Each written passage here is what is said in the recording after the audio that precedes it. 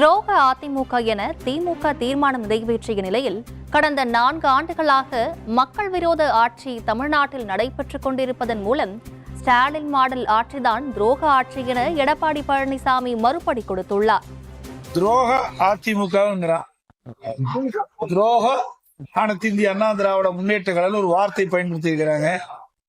அது நாங்க இல்ல, அது திமுக தான் அந்த நாட்டிற்கு துரோகம் விளைச்சிட்டு. இன்றைய தினம் திராவிட முன்னேற்ற கழகம் ஆட்சிக்கு வந்த பிறகு கடந்த 4 ஆண்டு காலமாக மக்கள் விரோத ஆட்சி தமிழகத்திலே நடைபெற்றுக் கொண்டிருக்கின்றன. தினந்தோறும் கொலை, கொள்ளை, திருட்டு, வழிப்பறிவு, பாலியல் வன்கொடுமை நடக்காத நாளே கிடையாது.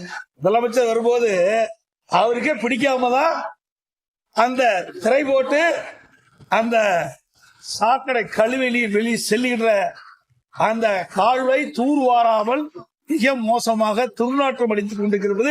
அவர்களுக்கே பொறுக்காம தான் திரை போட்டு மறைச்சிருக்கிறாங்க.